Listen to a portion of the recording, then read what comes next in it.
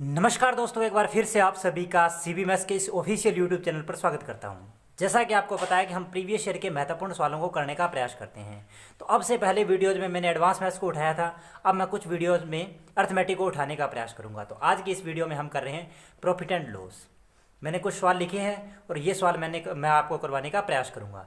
यदि आप इस सवालों की PDF चाहते हो तो डिस्क्रिप्शन में व्हाट्सएप ग्रुप की लिंक दी गई है, आप उस ग्रुप को ज्वाइन कीजिए, वहाँ ये PDF मैं डाल देता हूँ। तो चलिए बिना देर किए शुरू करते हैं। तो आज की क्लास का पहला सवाल कुछ इस प्रकार से है कि किसी वस्तु के क्रय मूल्य का 60% उसके विक्रय मूल्य के 50% के बराबर है। यानी क्रय मूल्य का 60%, CP का जो 60% है वो विक्रय मूल्य के 50% के बराबर है, यानी SP के 50% के बराबर है। हमें पूछा है लाभ या हानि प्रतिशत ज्ञात करो, और ये वो सवाल हैं जो SSC मेंस जैसे एग्जाम में पूछे गए हैं, CGL मेंस जैसे एग्जाम में पूछे गए हैं। तो हर सवाल टफ नहीं होता, कुछ सवाल ऐसे होते हैं, ये वो सवाल है जो हमारे टाइम बचाकर हम अन्य सवालों पर लगा सकते हैं। तो इन सवालों को आपको बार बार करते रहना है ताकि एग्जाम में टाइम बचा पाए हम, जो नए सवाल आते हैं उनके लिए। तो हमें पता है परसेंट से परसेंट काटोगे, 0 से 0 काटोगे, इसका मतलब 6CP बराबर 5SP। इस बात का मतलब है कोई वस्तु 5 में खरीदी है और 6 में बेची है, अर्थात CP और SP का रेशियो अगर मैं देखना चाहूँ तो 5:6, यानी 5:6, 5:6। यानी अगर कोई वस्तु 5 में खरीदी है, 6 में बेची है तो 1 रुपये का लाभ हुआ है। तो पहली बात हमारे पास लाभ हुआ है, 1 रुपये का लाभ हुआ है जी 5 पर, और परसेंट के लिए गुणा 100, या फिर 1/5 की फ्रैक्शन वैल्यू 20%। और मुझे पूरा विश्वास है कि इस वीडियो से पहले आपने हमारी परसेंटेज की वीडियो, प्रतिशतता की वीडियो जरूर देखी होगी। यदि आपने नहीं देखी तो डिस्क्रिप्शन में लिंक दी गई है, आप परसेंटेज की प्लेलिस्ट को देख सकते हो। तो ये था पहला सवाल। यानी हमें पता चला कि लाभ हुआ है। लाभ का कैसे पता चला कि 5 में कोई वस्तु खरीदी है, 6 में बेची है, ऑब्वियस ही बात है, विक्रय मूल्य हमारे पास ज़्यादा है। सेकंड सवाल, और ये भी CGL मेंस में ही पूछा गया है, काफ़ी आसान और अच्छा सवाल है।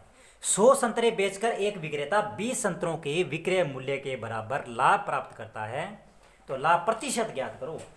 यानी 100 संतरे बेचने पर, 100 को अगर उसने बेचा है तो ऑब्वियस सी बात है 100 खरीदे भी होंगे। अब इन दोनों को बराबर का मतलब ये हुआ कि 100 खरीदे हैं, विक्रय मूल्य क्या था हमारे पास, 100 संतरों को बेचने पर 20 संतरों के विक्रय मूल्य के बराबर लाभ हुआ। 20 संतरों का जो SP है वो लाभ हुआ। इसका मतलब विक्रय मूल्य क्या है, क्रय मूल्य प्लस लाभ। SP एक साइड करो, CP एक साइड करो। तो एक साइड करने पर हमारे पास आएगा SP आएगा 80 और 100 आएगा CP। यानी 100 CP और SP का मतलब इंटू के अंदर, बीच में निशान किसका है, इंटू का है। 0 से काटेंगे जी 0। यानी कोई वस्तु अगर मैंने 8 में खरीदी है, 10 में बेची है, यानी CP और SP का अगर मैं रेशो निकालना चाहूँ तो 8 और 10 है। इस बात का मतलब है हमारे पास 2 रुपये का लाभ हुआ है। तो पहली बात हमें क्या हुआ है, लाभ हुआ है, लाभ हुआ है 2 रुपये का लाभ हुआ है जी। क्रय मूल्य यानी 8 पर काटोगे तो 1/4, या तो 1/4 की फ्रैक्शन वैल्यू पता होनी चाहिए 25%, या फिर गुणा में 100 लगाकर हल करोगे तो भी आएगा 25%। इस बात का मतलब है कि 100 संतरे अगर हम बेचेंगे तो हमें 20 संतरों के विक्रय मूल्य के बराबर लाभ होता है, तो लाभ प्रतिशत 25% होगा। आसान सवाल है, टाइम बचाएंगे आपके एग्जाम में और करने जरूरी है, केवल टफ क्वेश्चंस के पीछे नहीं भाग सकते हम। ये वो सवाल है जो SSC CGL मेंस जैसे एग्जाम में आए हुए हैं, तो आप इन सवालों को कम मत आंको। यदि इनमें अगर आप 30-30 सेकंड सवाल में ले रहे हो, मैं कम से कम 20 सेकंड में तो समझा देता हूँ, अगर इनमें भी आप 30 सेकंड एग्जाम में लोगे तो इसका मतलब आप अन्य बच्चों से पीछे जा रहे हो। तो ये इस प्रकार के क्वेश्चन है जिनको आप प्रैक्टिस में लाओ और बार बार पूछे जाते हैं, ठीक है। तो इन सवालों को करना है आपको। तो आज की क्लास का करते हैं तीसरा सवाल।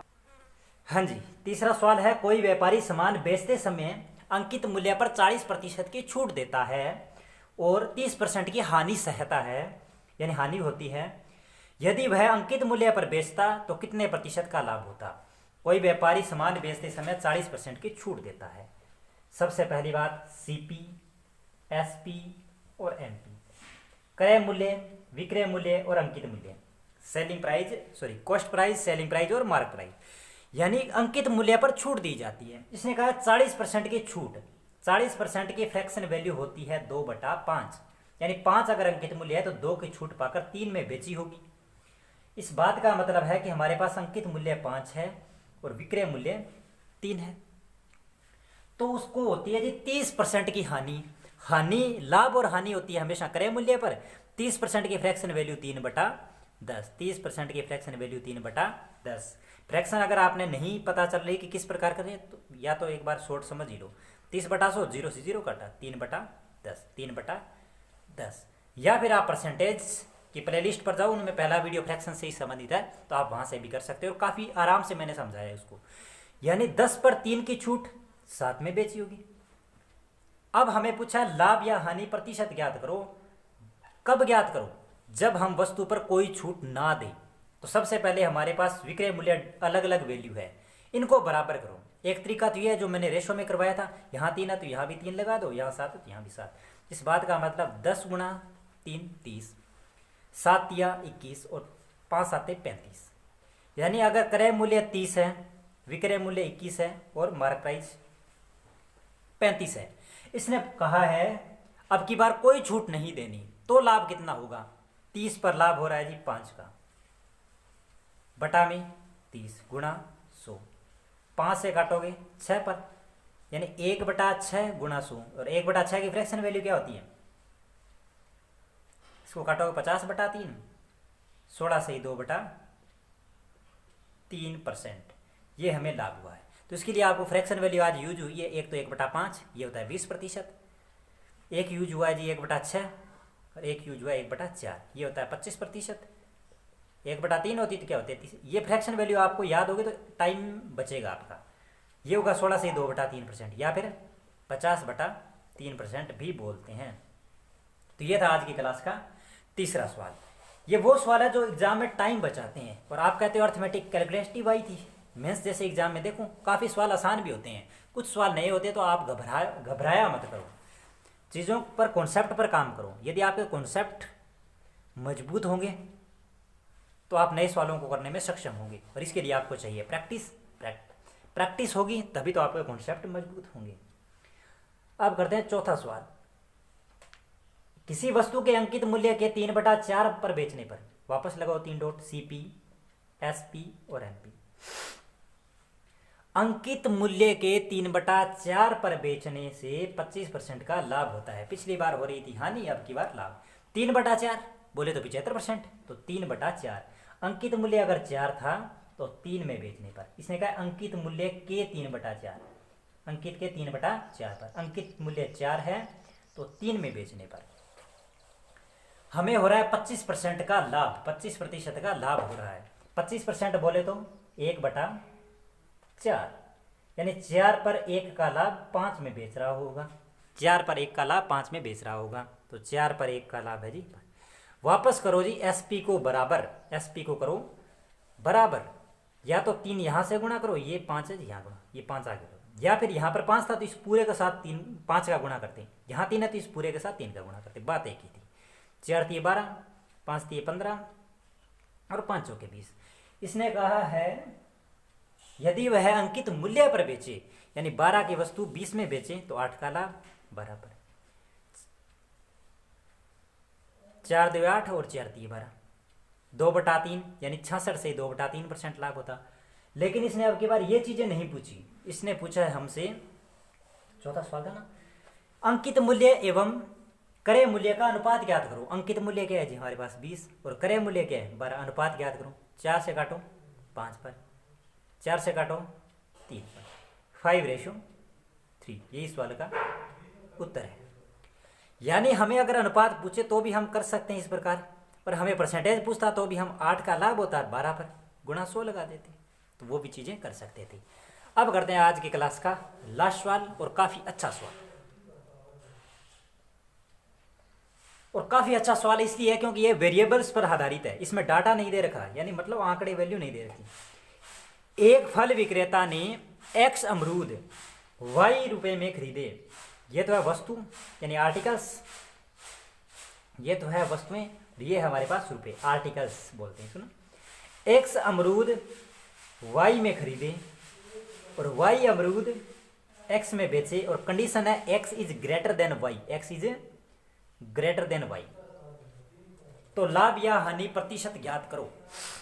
सबसे पहले आप बच्चों सोचिए कि सवाल पर लाभ या हानि प्रतिशत कब ज्ञात कर सकते हैं?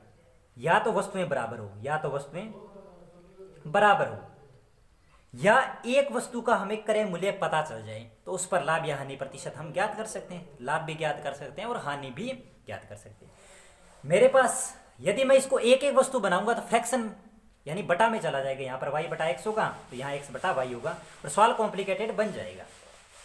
लेकिन मैं वस्तुओं को बराबर करना चाहूँ तो इस y का मैं इस पूरे के साथ गुणा कर देता हूँ और इस x का इस पूरे के साथ, यानी यहाँ तो मैं गुणा करूँगा y का और यहाँ करूँगा मैं x का। यहाँ करेंगे तो xy, यहाँ भी क्या हुआ xy, मतलब वस्तुएं xy बराबर है। यहाँ y into Y Y square और यहाँ हो गया x स्क्वेयर। अब हमें पता करना है कि लाभ हुआ है या हानि। वस्तुएं तो बराबर हो गई, लाभ है या हानि, यानी xy वस्तुएं हमने y स्क्वेयर में खरीदी और xy वस्तुएं हमने x स्क्वेयर में बेची। लाभ या हानि का पता करना है। हमें बता रखा है x बड़ा है y से, तो ऑब्वियस सी बात है x स्क्वेयर भी बड़ी होगी y स्क्वेयर से। तो हमें लाभ हुआ है और लाभ कितना हुआ है x square minus Y square. और लाभ हमेशा क्रय मूल्य बोले तो वाई स्क्वेयर पर और परसेंट के लिए लो जी, ये हमें लाभ हुआ है x माइनस वाई स्क्वेयर बटा वाई स्क्वेयर। तो ये काफ़ी अच्छा सवाल था। इसमें आपको क्या है कि इस प्रकार जो डेरिवेशन के इतने सवाल होते हैं ना, इनसे काफ़ी आपका दिमाग इंप्रूव होता है। और अर्थमेटिक है उसकी प्रैक्टिस करते रहा करो। इसमें ज़्यादा थियोरी नहीं होती, ज़्यादा कुछ चीज़ें नहीं होती, लेकिन आप इसमें सवालों को प्रैक्टिस करोगे ना, जिससे आपके कॉन्सेप्ट क्लियर होते रहेंगे। तो आज की क्लास के ये थे 5 सवाल। यदि आपको क्लास अच्छी लगी हो तो वीडियो को लाइक कर देना। यदि क्लास अच्छी नहीं लगी हो और कंटेंट पसंद नहीं आया हो तो डिसलाइक जरूर कर देना। पर आप हमारे अपने एडवाइस या सजेशन दे सकते हो, ये चीज़ों में आप इम्प्रूव करनी चाहिए। तो बिना टाइम वेस्ट किए पढ़ाई करते रहिए। तब तक के लिए बाय बाय, टेक केयर।